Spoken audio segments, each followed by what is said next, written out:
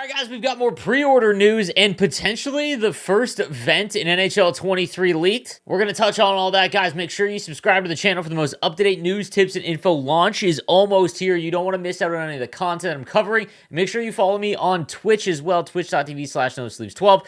I'll be doing a 24-hour stream at launch, and then, of course, the subathon that could last 7 straight days. All right, guys, let's get into the news. All right, so it was confirmed via EA Sports NHL's Instagram account that if you pre-order NHL 23 now, you'll get a choice pack of 1 of 10 84 overall Spotlight Power-Up Master items. So a few things here. It does confirm that the first event is Spotlight, whatever that means. There's really no guesses on that. It's a very broad event. However, it does confirm that EVO will not be the first event, which in my opinion is a big mistake. However, maybe it's the next one. I don't know. But there are a couple other things to take away from this news. One, that if you pre-order the game, not just now, if you retroactively pre-order the game, it was confirmed that this is included for all pre-orders of the game. So you don't need to worry that if you already pre-ordered the game, you're not going to get access to this pack. It is confirmed that you will receive this choice pack as well. Secondly, 1 of 10. That is a lot of master items early on in the game, and it obviously is showing that they are reducing overalls. We've seen that all throughout the launch,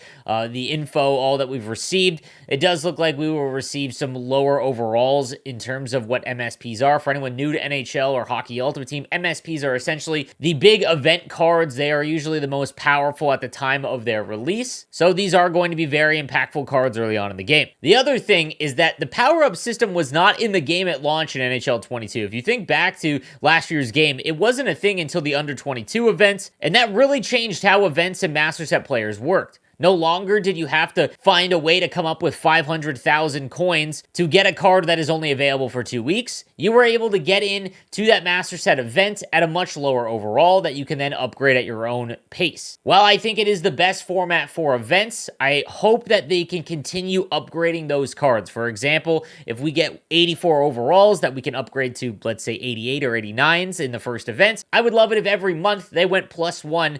That way it doesn't just completely remove their value as the game goes along. But at launch of the game, if there is 10 84 overall cards that you can upgrade, regardless of the cost of it, it'll be interesting to see how many are sought after and how many you can grab, because you could essentially have 10 84 overall players if you don't have any interest in actually upgrading them. If you can acquire them for a cheap price, usually there's enough free stuff to do in-game where you can get 1 or 2 of them at their lowest overall, and that could be a pretty big value early on. But regardless, let me know what you think of this news in terms of the Master Set format, how it's going to work, and who you would like to see and think is going to be in the Spotlight Master Set player event at launch of NHL 23. Thank you guys again for watching. Make sure you subscribe for the most up-to-date content. I'll see you next time. Have a good one.